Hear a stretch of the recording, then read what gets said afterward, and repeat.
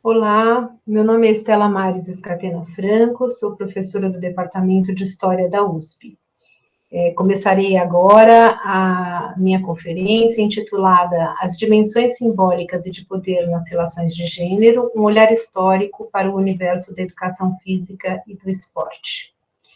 Eu quero começar agradecendo o convite que me foi feito pelo professor Sérgio Roberto Silveira, da Escola de Educação Física e Esportes da USP, e quero também louvar a iniciativa de introduzir a temática de gênero atrelada à dos direitos humanos na educação física e nos esportes. Eu não sou uma especialista em direitos humanos, nem na área de educação física e esportes. Sou uma historiadora da área de história da América Latina e atuo principalmente com o século XIX. Em razão das pesquisas que realizei em minha trajetória acadêmica, fui chamada a refletir aqui sobre as questões relacionadas às relações de gênero. As relações de gênero estão na história, estão em todos os âmbitos da realidade, dos públicos aos privados, incluindo os campos da educação física e dos esportes.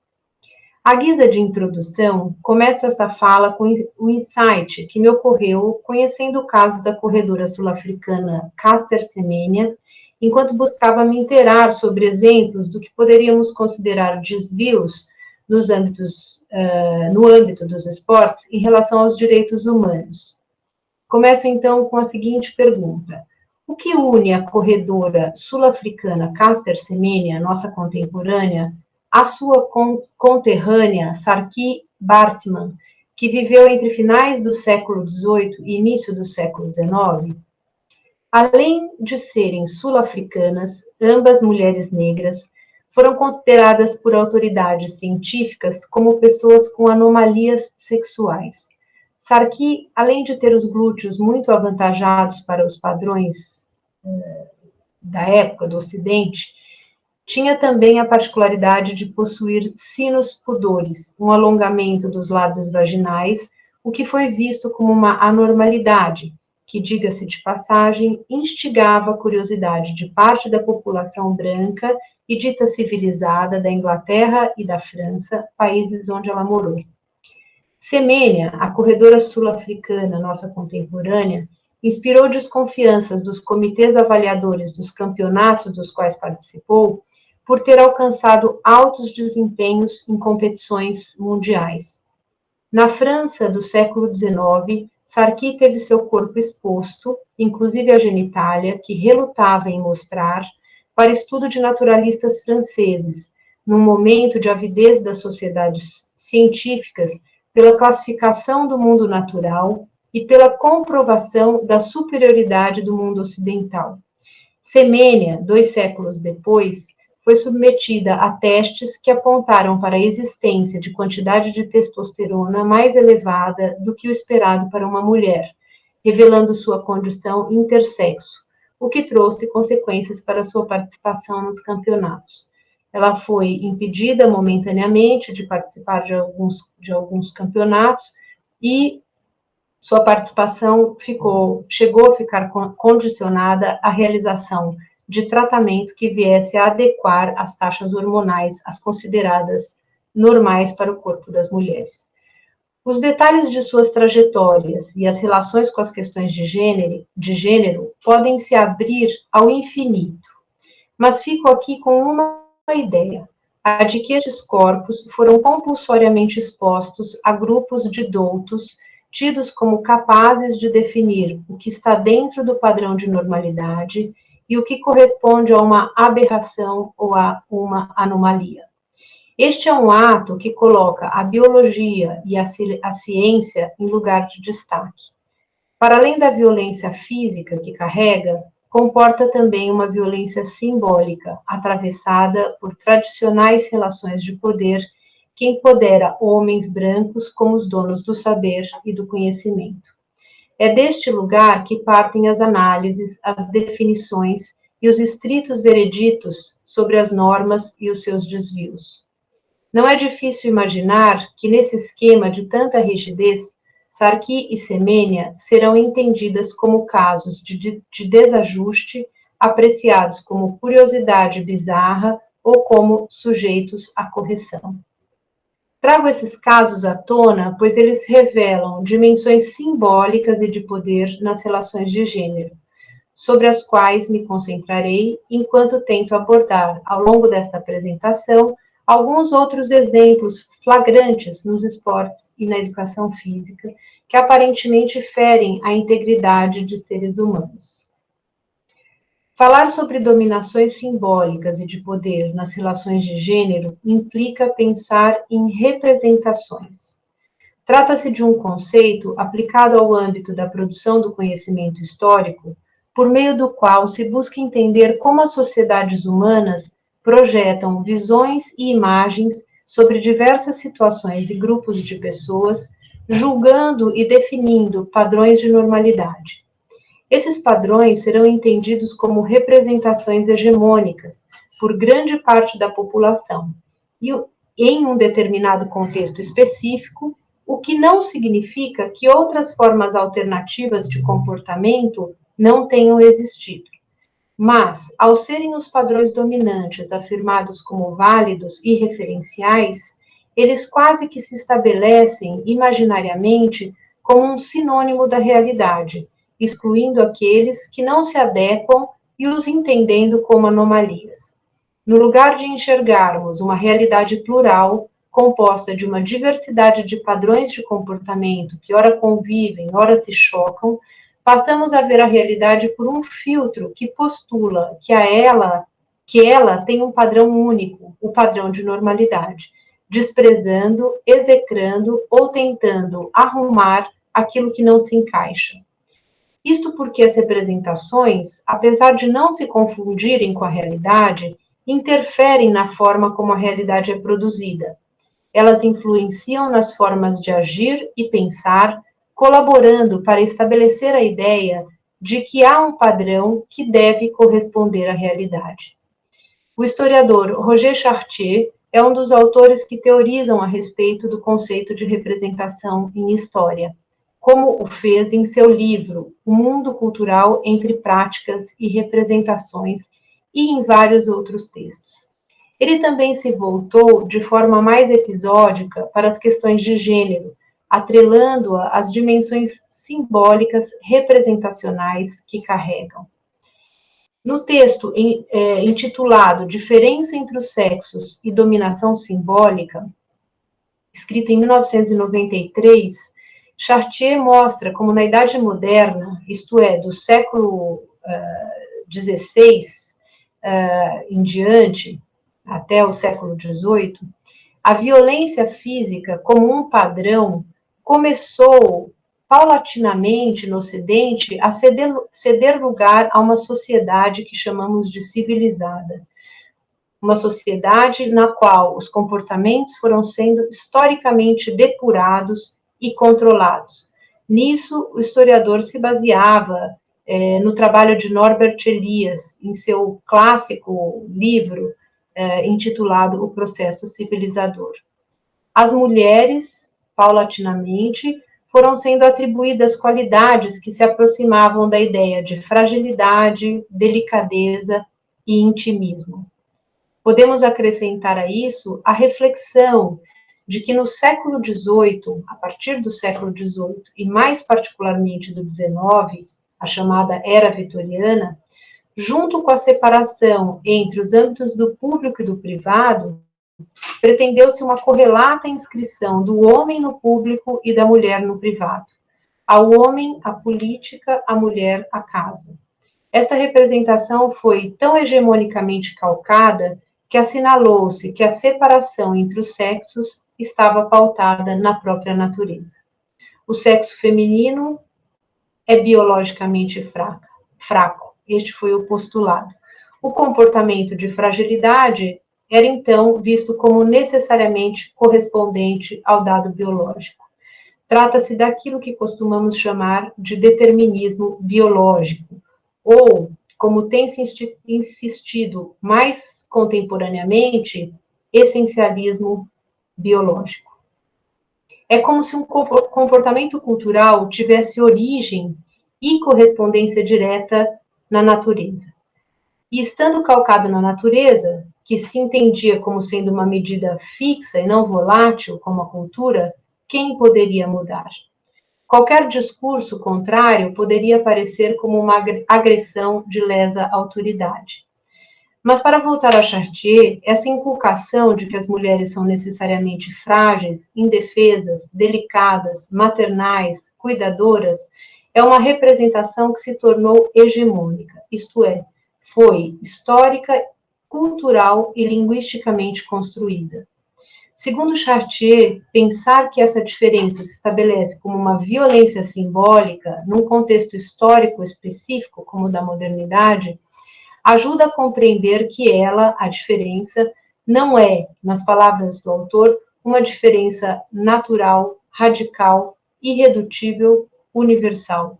Portanto, pensar que as mulheres são inferiores, menores, frágeis, tímidas, caridosas, altruístas, é uma representação, isto é, uma elaboração discursiva, não totalmente desconectada da realidade, porque, uma vez afirmada por um grupo amplo, colaborou para inspirar comportamentos e novos julgamentos inibidores de visões alternativas.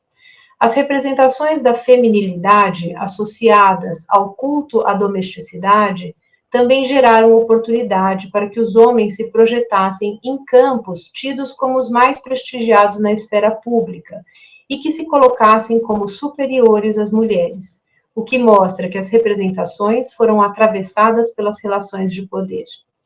Embora fossem imaginações e discursos, tiveram uma interferência na vida prática, que colaborou para colocar a mulher numa situação de dominação. A educação física e o âmbito do esporte têm o corpo como referência. E o corpo é parte da vida social, é parte da história. O sociólogo e historiador norte-americano Richard Sennett, no livro intitulado Carne e Pedra, analisou as relações entre o corpo e a cidade na civilização ocidental. O corpo, nas suas relações com o gênero, em perspectiva histórica, também tem sido alvo de reflexões de estudiosos intelectuais. Thomas Laqueur, em um estudo fabuloso intitulado Inventando o Sexo, Corpo e Gênero dos Gregos a Freud, mostra como o dimorfismo sexual, ou seja, a própria ideia de existência da diferença biológica entre os sexos, é relativamente recente na história, passando a ser algo presente a partir do século XVIII. Escrevendo sobre a forma como os corpos das mulheres e dos homens foram olhados ao longo da história, o autor descreve, eu cito expressamente o autor: durante milhares de anos, acreditou-se que mulheres tinham a mesma genitália que os homens, só que, citando um bispo do século IV, continua o autor, a genitália delas ficava dentro do corpo e não fora. Nesse mundo, prossegue o autor, a vagina é vista como um pênis interno, os lábios como o prepúcio, o útero como o escroto e os ovários como os testículos. Fecho aspas. O mais importante ponto para o qual o trabalho de Laqueur quer apontar é que, diferentemente do que alguns poderiam pensar hoje, não apenas o gênero foi uma construção histórico-social, mas também o sexo. Antes do século XVIII, inexistia essa oposição entre o corpo da mulher e o corpo do homem. Esta visão das duas formas opostas dos corpos começa a ser erigida com a modernidade. A separação entre o público e o privado e a ideia de se pensar uma ligação natural dos homens ao primeiro e das mulheres ao segundo é, portanto, também algo recente na história. Data do século XVIII e se fortalece no XIX. Embora recente, foi defendida com uma força impressionante. O corpo e o comportamento passaram a ser revistos. Na mulher é como se tudo que fosse ligado ao sexo estivesse oculto, acanhado. No homem, ao contrário, exposto. Essa nova noção sobre o corpo acabou gerando uma medida, um parâmetro, um padrão. Foi definidora de identidades e de alteridades. Assim, aquele que se encontra no padrão sente-se confortável, e quem fica fora do padrão não está adequado. Para os homens, o adequado foi se instalando como sinônimo do portador da força física, da violência, da dominação, da falta de sensibilidade. Exemplos contundentes desses traços podem ser observados nas análises presentes no volume História da Virilidade no século XIX, dirigido por Alain Corbin. Segundo Corbin, o século XIX corresponde ao momento da influência máxima da ideia de virilidade. Cito o autor. Inicialmente, a acentuação do dimorfismo sexual pelos naturalistas. A epopeia dos exércitos revolucionários e imperiais. A referência frequente aos homens ilustres da antiguidade também contribuem para a difusão de um código inculcado nos meninos desde a tenra idade. Os fisiologistas confirmam ao homem que tudo o destina à ação enérgica, à expansão, ao engajamento, à dominação. Eles defendem o vigor dos prazeres sexuais. O covarde, o pusilânime, o frouxo, o impotente, o sodomita, são mais do que nunca objetos de desprezo. Fecho aspas. Noções como essas foram cristalizando a naturalização da diferença entre os sexos e da separação dos papéis sociais entre homens e mulheres. As contribuições da área de gênero, com Joan Scott como autora de referência para este campo e com Judith Butler para a área da teoria queer, para citar só 2 exemplos, colaboraram para quebrar a naturalização do que costumávamos entender estaticamente como o feminino em oposição ao masculino. Poderíamos falar bastante tempo sobre as contribuições que as discussões de gênero trouxeram no sentido epistemológico, mas isso não vem ao caso, até porque são noções que, felizmente, têm se tornado cada vez mais conhecidas, ao menos do público universitário. Creio que vale a pena ressaltar apenas alguns aspectos cruciais dessa discussão. A de que, em primeiro lugar, essas perspectivas carregam um ideal desconstrucionista, que pressupõe a realidade como uma dimensão na qual se inscreve com importante força o discurso. Discursos, noções, imagens, representações são construções culturais, sociais e históricas. Geralmente se afirmam ligadas a projetos de poder e se postulam como verdades absolutas. Se a realidade é entendida como um discurso construído como verdadeiro, ele pode ser, portanto, desconstruído, revisto, questionado, reinterpretado. Daí que o famoso discurso do essencialismo biológico, por meio do qual se distingue o homem da mulher colocando-os em campos opostos, pode ser revisto, mesmo que ele tenha sido e continue sendo defendido com tanta ênfase. Esta é uma contribuição dos estudos de gênero, que se robusteceram dos anos 1980 para cá, mas que já estava presente em textos mais antigos, como o célebre O Segundo Sexo, de Simone de Beauvoir, que foi publicado pela primeira vez em 1949. O outro ponto que me parece extremamente importante é que a questão de gênero nos faz entender que não podemos pensar em categorias fixas e unívocas, como, por exemplo, a categoria mulher. Há mulheres brancas, negras, indígenas, ricas, pobres, lésbicas, heterossexuais, trans, intersexo, católicas, protestantes, agnósticas, crentes, ateias, mulheres que são mães, mulheres que não são mães, mulheres jovens, mulheres velhas. A inserção do problema das clivagens no centro de uma categoria que se pretendia única, porque pautada pelo dado biológico, é um elemento implosivo e que, acredito eu, inclusive abriu, em contexto mais recente, portas para a discussão sobre as interseccionalidades, isto é, a questão da sobreposição das exclusões. Por fim, uma última contribuição dessas que selecionei para falar sobre gênero,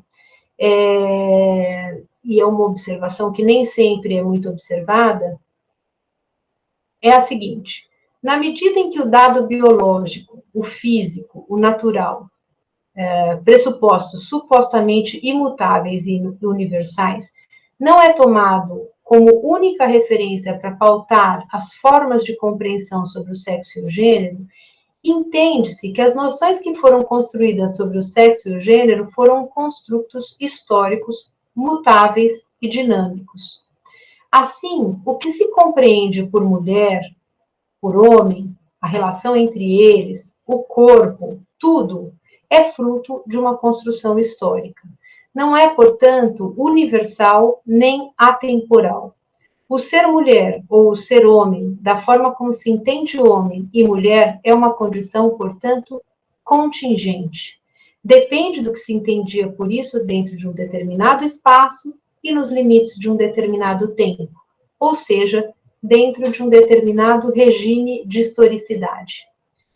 Ficando nesses 3 pontos, já conseguimos ver que não são poucas as contribuições trazidas pelas discussões de gênero.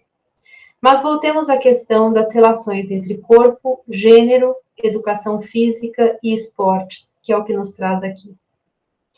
Ao contrário do que muitos afirmam, nada nem ninguém está fora ou à frente do seu tempo. E tudo se move, em história, a partir de uma relação dialética entre continuidade e mudança. Muito do que se inculcou no século XIX, ou um pouco antes, a separação das esferas de acordo com os sexos, por exemplo, ainda deixa suas marcas, está no registro das continuidades. Mas, ao mesmo tempo em que essa noção tão arraigada se afirma, ela vai também sendo questionada por determinados grupos que não se veem tão encaixados nessas pré-determinações. Isso entra no regime da busca pelas rupturas. A educação física e os esportes estão inseridos numa lógica histórica de definição e delimitação de papéis de acordo com a ideia de separação entre os sexos. Em muitas escolas ainda ocorre a clássica divisão entre os times das meninas e dos meninos, além da noção de que certas atividades são tipicamente femininas ou tipicamente masculinas. Há escolas consideradas alternativas que valorizam as artes manuais, tanto para meninas como para meninos. Isso significa que nessas escolas, entre outras coisas, os meninos bordam. Quando lançados num grupo com uma visão tradicional, esses meninos são alvos de chacota, pois pela visão histórica criada em torno da masculinidade, nessa atividade os meninos não exerceriam sua virilidade natural. Nessa concepção, menino não pode praticar artes manuais, mas podem praticar artes marciais. Meninos não podem dançar, e meninas não podem jogar bola ou então aderir às artes marciais. Menina usa rosa, menino usa azul. Menino usa calça, menina usa saia. Mesmo nos meios mais progressistas, quando é notório o desempenho dos estudantes em torno de certas habilidades tidas como não condizentes com as de seu sexo, esses alunos passam a ser alvos de comentários, observações ou preocupações. Isso significa que algo que foi moeda tão corrente no século vitoriano ainda persiste entre nós. A educação física, com notória presença de uma tradição militar em seu histórico, também acaba sendo um espaço propício para a reiteração de noções arraigadas no ideário tradicional e segregador, baseado no sexo biológico que separa os campos de atuação de meninos e meninas. A rigidez do campo acaba permitindo menor experimentação da quebra de valores e atraindo outros pré-julgamentos relacionados a performances e corpos vislumbrados como ideais, sãos ou aptos. Para quem frequentou aulas de educação física nos anos 1970 e 1980, soa familiar situações como essas. A menina é excluída dos chamados jogos viris. Os gordinhos ou aqueles considerados afeminados ficam no banco ou são escolhidos em último lugar na montagem dos times. As pessoas com deficiência, naquele contexto, se encontravam quase que invisibilizadas, sendo tratadas em instituições especiais. Discussões, incluindo as de gênero, que carregam a perspectiva de quebra desses preconceitos, visando superar essas segregações, vêm sendo realizadas e são louváveis. O debate sobre inclusão, no sentido amplo do termo, faz-se cada vez mais necessário e urgente. Com isso, quero afirmar que a área da educação física, como tantas outras, pois isso infelizmente não é privilégio dessa área, traz exemplos de reafirmação das separações das esferas de acordo com o sexo biológico, atrelando discriminações associadas. A situação é similar no campo dos esportes. Ao iniciar essa fala, trouxe o caso recente da corredora Caster Semenya, que foi apontada como possuindo um distúrbio chamado hiperandrogenismo, que causa maior produção de testosterona, que teria garantido melhores condições em suas performances. Antes dela, houve uma série de outros casos similares, de mulheres que foram vistas como afetadas por algum distúrbio que teria privilegiado as atletas. Esses casos compõem, por assim dizer, um histórico da tentativa de controle sobre corpos de mulheres atletas para que pudessem ou não participar de esportes competitivos de alto rendimento.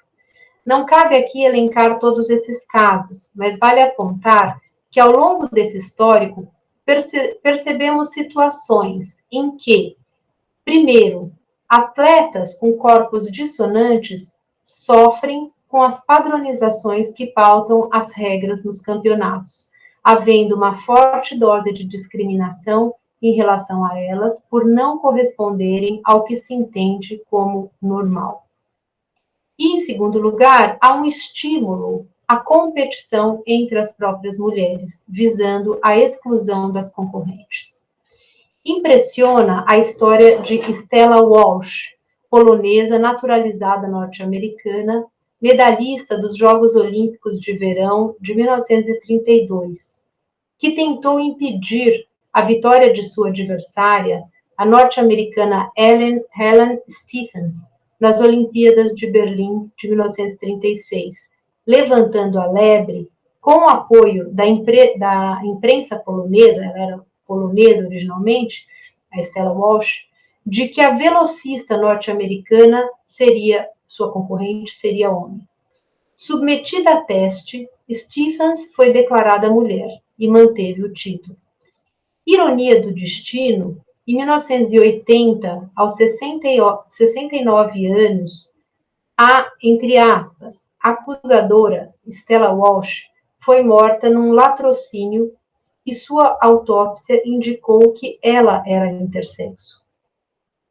Muitas especulações poderíamos levantar daqui, como os casos de atletas intersexo não deviam ser tão raros assim.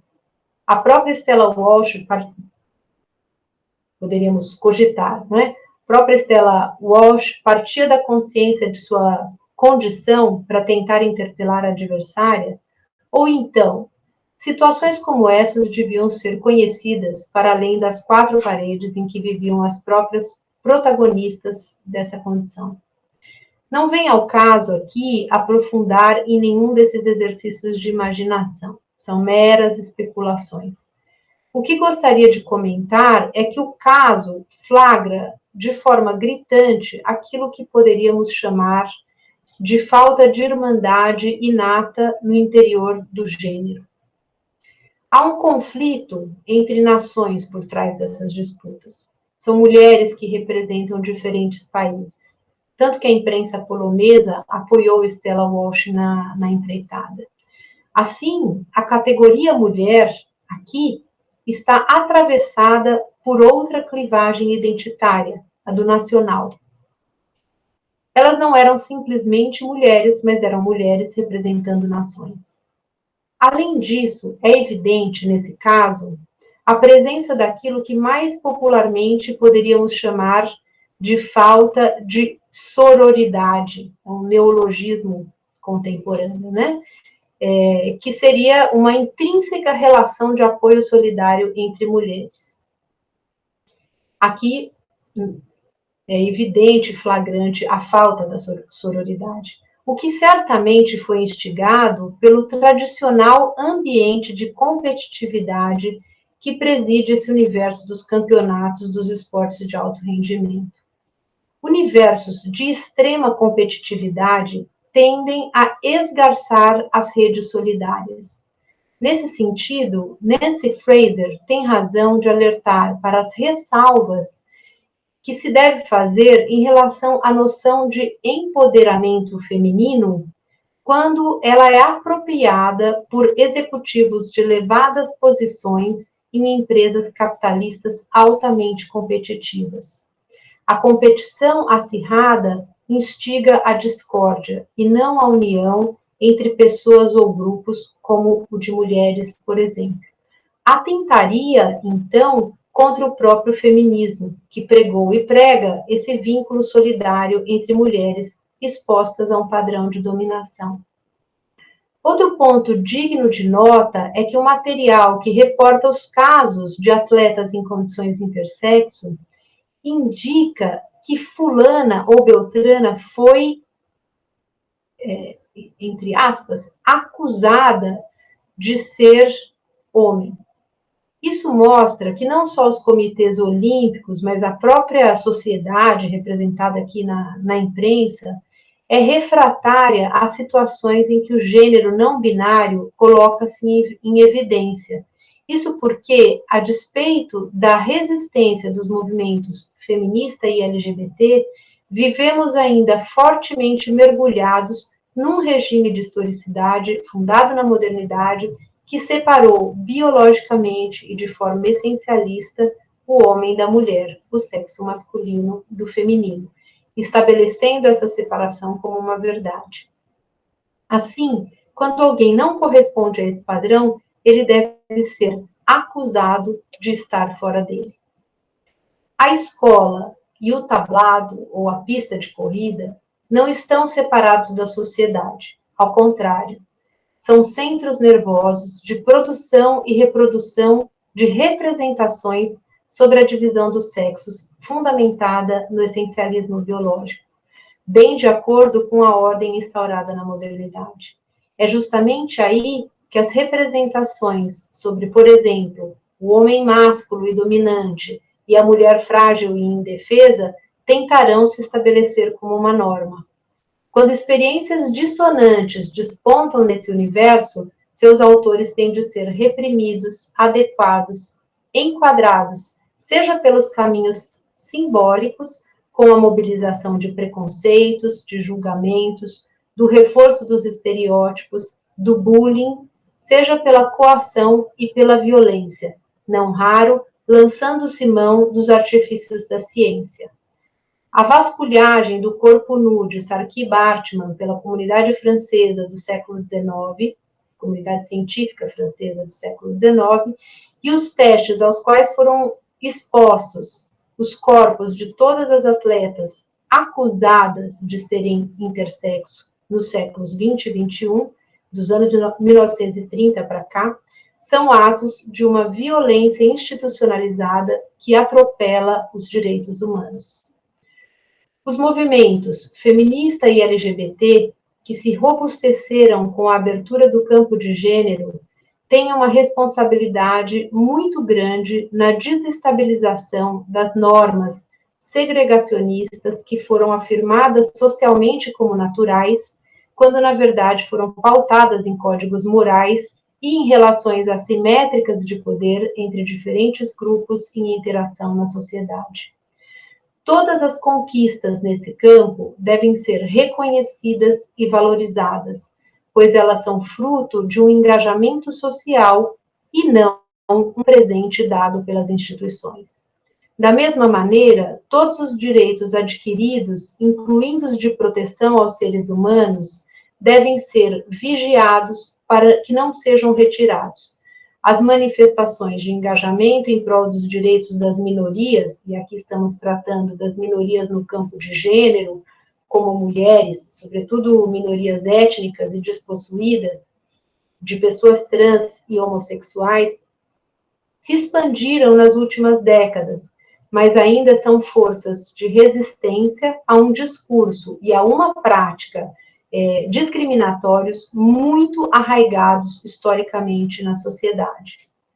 Vencer as dimensões simbólicas e as relações de força instauradas como regra em vários âmbitos sociais, incluindo a educação física e os esportes, demandará dos movimentos sociais, dos intelectuais, dos estudantes, dos professores, dos críticos em geral, uma formação sólida nos seus campos específicos de atuação e também nas discussões teóricas sobre gênero, além de uma atitude sempre vigilante em relação às discriminações que ainda persistem em nossa realidade. Essa é a apresentação que eu quis fazer aqui para vocês. Espero que possamos interagir em relação ao que foi falado em breve, no dia 8. Então, fico à disposição para o nosso diálogo. Muito obrigada e até logo.